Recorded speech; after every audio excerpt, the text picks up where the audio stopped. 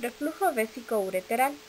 Para hablar acerca del reflujo vésico-ureteral, primero debemos saber cuál es el funcionamiento de la unión uretero-vesical. La unión uretero-vesical permite que la orina entre en la vejiga y además evita que regurgite durante la misión. La anatomía de la unión uretero-vesical tiene dos componentes, un componente mesodérmico y un componente endodérmico. El componente mesodérmico va a estar constituido por lo que es el uréter y el trígono superficial, además también por la vaina de Waldeyer y el trígono profundo, mientras que el componente endodérmico va a estar constituido por lo que es la capa longitudinal interna, la capa circular media y la capa longitudinal externa.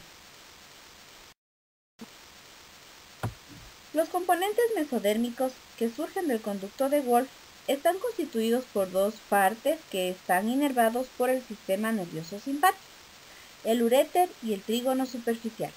La musculatura lisa de los cálices renales, de la pelvis, el uréter extravesical, se compone de fibras orientadas en sentido helicoidal que facilitan la actividad peristáltica. Conforme estas fibras se aproximan a la pared vesical, están reorientadas hacia el plano longitudinal. El uréter pasa de manera oblicua a través de la pared vesical. El segmento ureteral intravesical se compone, por tanto, únicamente de fibras musculares longitudinales, de manera que no puede someterse a una peristalsis. A medida que estas fibras de músculo liso se aproximan al orificio ureteral, aquellas que forman el techo del uréter se mueven a uno o a otro lado para unirse con las que forman el piso o fondo del uréter. Luego se diseminan para unirse con fascículos de músculos equivalentes del otro uréter y también continúan en sentido caudal, formando de esta manera el trígono superficial. El trígono pasa por encima del cuello vesical para terminar en el verum montano en el hombre y justo dentro del meato uretral externo en la mujer. Además, en los componentes mesodérmicos tenemos la vaina de Waldeyer y el trígono profundo, comenzando en un punto a unos 2 a 3 centímetros por encima de la vejiga, con una capa externa de músculo liso longitudinal que rodea el uréter. Esta vaina muscular atraviesa la pared vesical, a la que está conectada por unas cuantas fibras detrusoras. Conforme entra a la luz vesical, sus fibras del techo se separan para unirse con las fibras del fondo, las cuales luego se diseminan para unirse con los fascículos musculares del uréter contralateral, formando así el trígono profundo, el cual termina en el cuello vesical. Dentro de lo que son los componentes endodérmicos, tenemos que los fascículos musculares del detrusor vesical se hallan entre tejidos y se extienden en diversas direcciones. No obstante, cuando convergen en el orificio interno de la vejiga, tienden a orientarse en tres capas: la capa longitudinal interna, la capa circular media y la capa longitudinal externa. La capa longitudinal interna continúa hasta la uretra, vía submucosa, y termina justo dentro del meato externo en la mujer y en el extremo caudal de la próstata en el hombre. La capa circular media es la más gruesa en sentido antero-posterior y se detiene en el cuello vesical. La capa longitudinal externa, los fascículos musculares de esta capa toman un curso circular y en espiral alrededor de la superficie externa de la uretra femenina y están incorporados dentro del tejido prostático periférico en el hombre, constituyendo así el verdadero esfínter vésico uretral. En la fisiología de la unión uretero-vesical, tenemos que durante el llenado gradual de la vejiga, la presión intravesical aumenta solo ligeramente, mientras que la presión dentro del uréter intravesical aumenta de manera progresiva, al parecer debido al estiramiento progresivo del trígono. Es así que unos cuantos segundos antes del aumento repentino esperado de la presión intravesical generada para la misión, la presión del cierre en el uréter intravesical subió marcadamente y se mantuvo durante 20 segundos después de que la contracción del detrusor había cesado.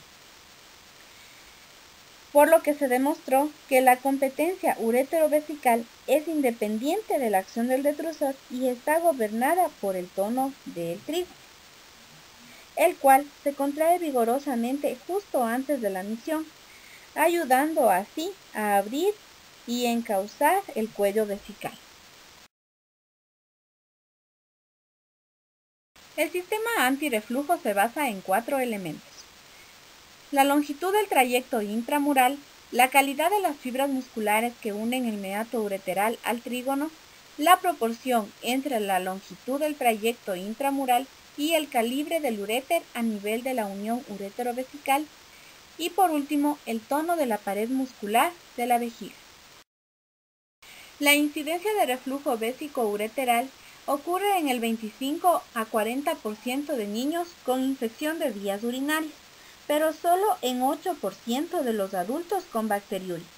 Esta discrepancia se explica por el hecho de que las niñas usualmente padecen de pielonefritis, mientras que los niños suelen tener solo cistitis. La bacteriuria, por otra parte, no siempre implica la existencia de pielonefritis. Cuando la infección asociada con reflujo ocurre durante las primeras semanas de vida, muchos pacientes están sépticos y urémicos. La mayoría son niños con válvulas uretrales posteriores. Después del año de edad, el promedio mujer-hombre de niños con infección y reflujo es mayor. Las causas de reflujo vésico-ureteral tenemos que dentro de la principal es la debilidad del trígono y su musculatura ureteral intravesical contigua. Cualquier circunstancia que acorte el uréter intravesical también puede conducir a reflujo, aunque esto es menos común. Es así que a las causas se les ha dividido en causas congénitas y en causas iatrogénicas. Dentro de las causas congénitas tenemos a la debilidad trigonal o también reflujo primario, al reflujo familiar y a las anomalías ureterales. Dentro de las causas iatrogénicas tendremos a la prostatectomía, a la resección en cuña del cuello vesical posterior y a la resección del urétero cele. Además, podemos tener como causas de reflujo vésico-ureteral a las anomalías del vaciado, trabeculación vesical, edema de la pared vesical secundario a cistitis, síndrome de vientre de ciruela y la vejiga contraída. La debilidad trigonal como causa congénita es la más común de reflujo ureteral. Se observa con frecuencia en las niñas, aunque en ocasiones también se presenta en niños. El reflujo en los adultos, en general en mujeres, probablemente representa el mismo defecto congénito. La debilidad de un trígono conduce a una disminución de la presión oclusiva en el uréter intravesical ipsolateral. Una debilidad urétero-trigonal difusa causa reflujo bilateral. Los uréteros que producen reflujo, de acuerdo a varias hipótesis embriológicas, vamos a tener que pueden ser por su debilidad muscular, su posición lateral en la base de la vejiga, un segmento submucoso muy corto que se relaciona con una musculatura ureteral débil, con orificios ureterales profundos y orificios incompetentes como es el hoyo de Golf. Otra de las causas congénitas es el reflujo familiar, que parece haber predisposición genética para el reflujo. La prevalencia reportada del reflujo vésico-ureteral entre hermanos de un paciente con enfermedad es de 4.7 a 51%, que es significativamente más alta que la incidencia en la población general, que es del 1%. Otra de las causas congénitas son las anomalías ureterales. Tenemos la duplicación ureteral completa, el orificio ureteral ectópico y el urétero cele. En la duplicación ureteral completa, la porción intravesical del uréter que va hasta el segmento renal superior por lo general tiene una longitud normal, mientras que la que va del uréter al polo inferior es anormalmente corta. Por lo común, este orificio es incompetente. En el orificio ureteral ectópico, un uréter solitario o uno de los dos puede abrirse hasta abajo en el trígono, en el cuello vesical o en la uretra. En este caso, el reflujo vésico-ureteral es la regla. En el urétero cele, cuando uno de estos involucre a un solo uréter En rara ocasión origina el reflujo, pero esta lesión por lo común compromete al uréter que drena el polo superior del riñón duplicado. Puesto que el orificio ureteral está obstruido, el uréter intramural se dilata. Dentro de lo que son las causas iatrogénicas tendremos a la prostatectomía. Con cualquier tipo de prostatectomía, la continuidad del trígono superficial se ve interrumpida en el cuello vesical. Si el trígono proximal se desplaza hacia arriba, puede ocurrir reflujo temporal. Este mecanismo puede explicar la existencia de fiebre elevada, que en ocasiones se observa cuando el catéter es finalmente removido. La hipertrofia trigonal preexistente debida a la obstrucción prostática ayuda a compensar el reflujo de interrupción del trígono. De esta manera el reflujo no puede presentarse. La resección en cuña del cuello vesical posterior es otra de las causas iatrogénicas, a menudo aconsejada de manera errónea cuando se lleva a cabo en conjunción con la revisión plástica del cuello vesical, para una supuesta estenosis o disfunción del cuello vesical. También puede perturbar la continuidad del trígono y facilitar la presencia del reflujo. Como otra causa iatrogénica tenemos a la resección del ureterocele. Si el hiato ureteral está ampliamente dilatado, este procedimiento a menudo es seguido de reflujo. Como otra causa de reflujo vésico-ureteral, también tenemos a las anomalías del vaciado. Los hábitos anormales de vaciado se asocian con reflujo. Los niños entrenados para ir al baño, en especial las niñas, pueden alterar su funcionamiento vesical, inhibiendo la urgencia para vaciar. Esto puede resultar en presión de vaciado anormalmente alta, sobreactividad vesical y mal funcionamiento de la vejiga. Así también tenemos a la trabeculación vesical. De manera ocasional, una vejiga profusamente trabeculada puede estar asociada con el reflujo. Entre las causas se encuentran vejiga neurógena espástica y grave obstrucción distal a la vejiga. Estas lesiones, sin embargo, también están asociadas con hipertrofia trigonal. El consiguiente estiramiento adicional sobre el músculo urétero-trigonal tiende a proteger la unión de la incompetencia. En algunos de estos casos, sin embargo, la mucosa vesical puede protruir a través del hiato ureteral, justo encima del uréter, para formar un divertículo o un sacro. La resultante dilatación del hiato acorta el segmento intravesical y entonces puede presentarse reflujo. Así también tenemos a la trabeculación vesical. De manera ocasional, una vejiga profusamente trabeculada puede estar asociada con el reflujo. Entre las causas se encuentran vejiga neurógena espástica y grave obstrucción distal de la vejiga. Estas lesiones, sin embargo, también están asociadas con hipertrofia trigonal. El consiguiente estiramiento adicional sobre el músculo urétero-trigonal tiende a proteger la unión de la incompetencia. En algunos de estos casos, sin embargo, la mucosa vesical puede protruir a través del hiato ureteral, justo encima del uréter, para formar un divertículo o un sacro. El resultante dilatación del uréter acorta el segmento intravesical y entonces puede presentarse reflujo. El edema de la pared vesical secundario a cistitis es otra de las causas de reflujo vésico-ureteral. Las válvulas varían en cuanto a sus grados de incompetencia.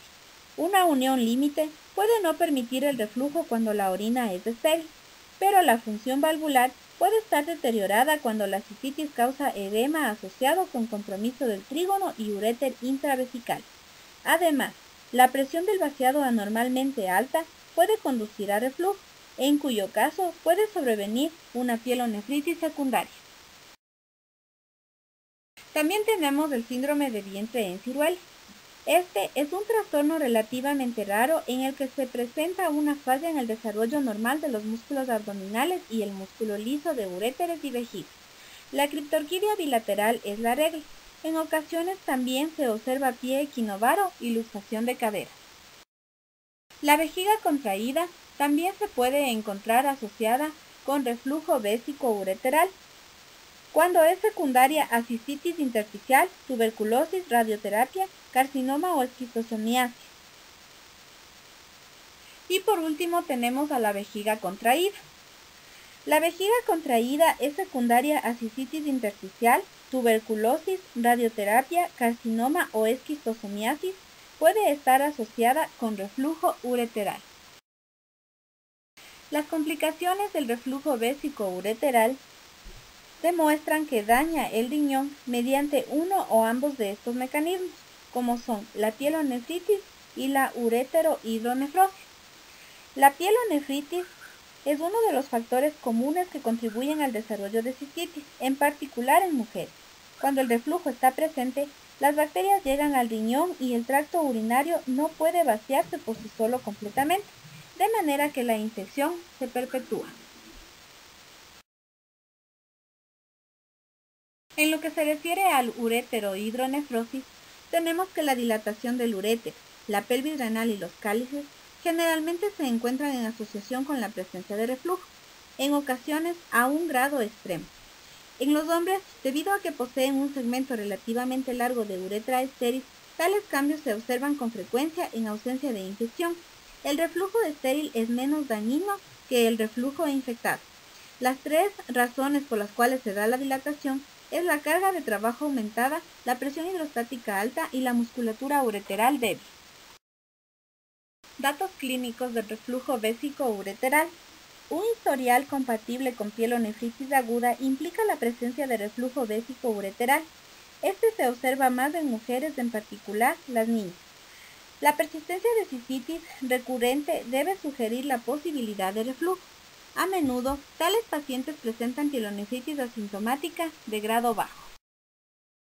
Los síntomas relacionados con el reflujo vésico-ureteral son la pielonefritis sintomática, la pielonefritis asintomática, síntomas de cistitis aislada, dolor renal en la micción, la uremia y la hipertensión. La pielonefritis sintomática. Los síntomas usuales en adultos son escalofríos y fiebre alta, dolor renal, náuseas y vómito y además síntomas de cistitis. En los niños únicamente pueden ocurrir fiebre, dolores abdominales vagos y en ocasiones diarrea. En la pielonefritis asintomática, el paciente puede no tener síntomas de ningún tipo. Los datos incidentales de piuria y bacteriuria pueden ser los únicos indicios. Este hecho pone de manifiesto la necesidad de un examen general de orina para todos los niños. Los síntomas de cistitis aislada. En los casos en que solo hay síntomas de cistitis, la bacteriuria es resistente a los fármacos antimicrobianos o bien la infección recurre con rapidez después del tratamiento. Estos pacientes pueden tener reflujo con pielonefritis crónica asintomática. El dolor renal con la micción. De manera sorprendente, el dolor renal al orinar es una de las molestias raras en los pacientes con reflujo vésico-ureteral. La uremia es la última etapa de reflujo bilateral, debida a la destrucción del parénquima renal por hidronefrosis o pielonefritis. La hipertensión, en las últimas etapas de pielonefritis atrófica, se observa una incidencia de hipertensión significativa. Síntomas relacionados con la enfermedad subyacente. A menudo el cuadro clínico es dominado por los signos y síntomas de la enfermedad primaria. Así tenemos la obstrucción del tracto urinario y la enfermedad de la médula espinal.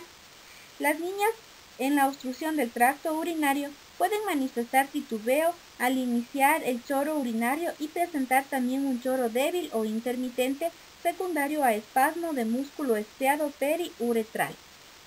En los hombres, el chorro urinario puede estar disminuido como consecuencia de válvulas uretrales posteriores en los niños y crecimiento prostático en hombres mayores de 50 años. En la enfermedad de la médula espinal, el paciente puede tener una enfermedad neurogénica grave, tal como paraplegia, cuadriplegia o esclerosis múltiple con mielomeningocele. Los síntomas pueden estar relacionados a los de la vejiga neurógena, incontinencia urinaria, retención urinaria o gran volumen residual o urgencia miccional. Los datos físicos. Durante un cuadro de pielonefritis aguda puede observarse dolor o malestar renal. Su ausencia, sin embargo, no descarta la existencia de infección renal crónica. La palpación y percusión del área suprapúbica puede revelar una vejiga distendida secundaria a obstrucción o enfermedad neurogénica. Es probable que el hallazgo de una masa dura en la línea media en la parte profunda de la pelvis en un niño corresponda a una vejiga marcadamente engrosada, causada por válvulas uretrales posteriores. La exploración puede revelar un déficit neurológico compatible con una vejiga paralizada. En los datos de laboratorio tenemos que la complicación más común del reflujo, en particular en mujeres, es la infección. La bacteriuria sin presencia de piuria también es frecuente. En los hombres, la orina puede ser estéril a causa de la uretra larga y estéril. La creatinina sérica puede estar elevada en la etapa avanzada de la lesión renal, pero puede ser normal aun cuando el grado de reflujo e hidronefrosis sea elevado.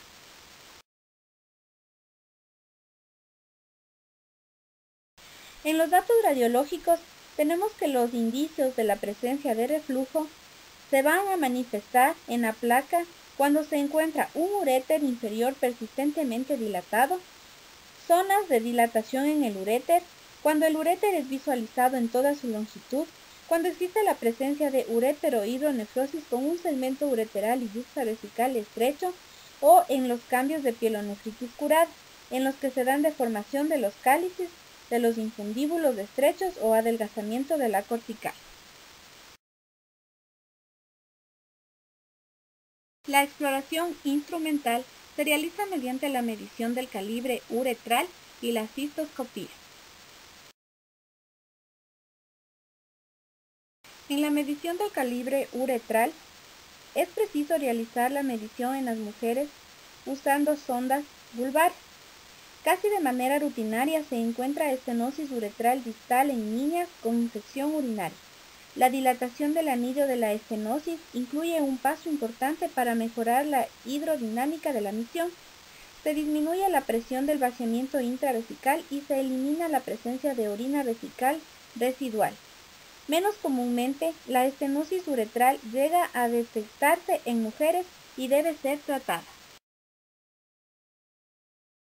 La principal contribución de la cistoscopía consiste en permitir el estudio de las características morfológicas del orificio ureteral y su posición en relación con el cuello vesical. Para esto, se va a tomar en cuenta lo que es la morfología y la posición. La morfología, el estudio de un uréter normal, tiene un aspecto de un cono volcánico. Uno cuya válvula está ligeramente debilitada tiene forma parecida a la de un estadio de fútbol americano. Uno más aún debilitado tiene un aspecto de herradura, cuyo extremo abierto apunta hacia el cuello vesical.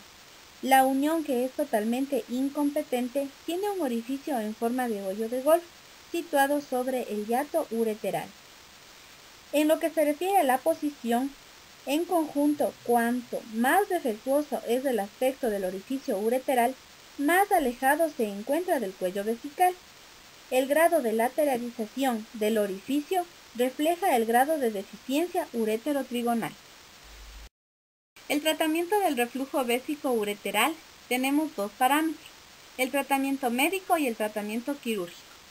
El tratamiento médico, dentro de las indicaciones en la mayor parte de los casos, los niños con reflujo primario son tratados desde su inicio con fármacos, ya que existe la posibilidad de resolución espontánea. Los factores positivos que predicen la resolución del reflujo incluyen reflujo unilateral, grados menores de reflujo, edad temprana de presentación y sexo masculino. Un niño con válvulas uretrales posteriores puede dejar de tener reflujo una vez que estas válvulas hayan sido destruidas. El mantenimiento de una orina estéril permite que su válvula límite conserve su competencia. En los métodos de tratamiento tenemos la dilatación del anillo de la estenosis uretral distal en las niñas o de las válvulas uretrales posteriores en los niños. Suele dar excelentes resultados, reduciendo así la presión de vaciamiento intravesical y eliminando la orina residual vesical y el reflujo. La infección urinaria debe ser tratada de manera definitiva con fármacos antimicrobianos, después de lo cual debe continuarse una terapia supresora crónica hasta que el reflujo se haya resuelto o corregido de manera quirúrgica. El tratamiento quirúrgico. El tratamiento quirúrgico es importante cuando el reflujo es causado por el reflujo de baja presión, orificio ureteral ectópico, duplicación ureteral, ureterocele asociado con duplicación ureteral, reflujo en el uréter no comprometido y orificio ureteral en forma de hoyo de golf. Está indicada la cirugía si no es posible mantener la orina estéril y el reflujo persiste, si una pielonefritis aguda recurre a pesar de un estricto régimen médico y tratamiento antimicrobiano supresor crónico, o si el daño renal aumentado es demostrado por urografías excretoras en serie y exploración con radionúclidos. Dentro de los tipos de procedimiento quirúrgico tenemos a la derivación urinaria temporal, derivación urinaria permanente y otros procedimientos quirúrgicos. En la derivación urinaria temporal tenemos que si la orina retrógrada drena libremente a la vejiga, una citostomía o un catéter uretral fijo en las niñas puede ser de utilidad. En la derivación urinaria permanente, si la función renal es deficiente y los uréteres están ampliamente dilatados y atónicos, una derivación ureterocutánea puede ser el procedimiento de elección. Dentro de otros procedimientos quirúrgicos, vamos a tener que cuando el reflujo es unilateral, con el riñón afectado gravemente dañado y el otro riñón normal, está indicada la nefrectomía. Si un polo renal de un sistema duplicado está en esencia sin función, debe realizarse heminefrectomía con extirpación del uréter completo.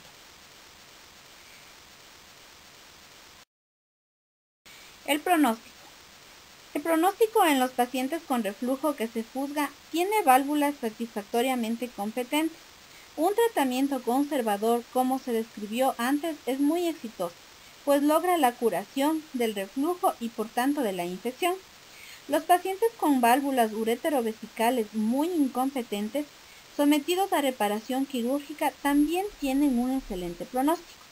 Sin embargo, algunos niños tienen el tracto urinario tan gravemente deteriorado cuando son por fin sometidos a los procedimientos de diagnóstico, que muy poco puede hacerse fuera de una derivación urinaria permanente.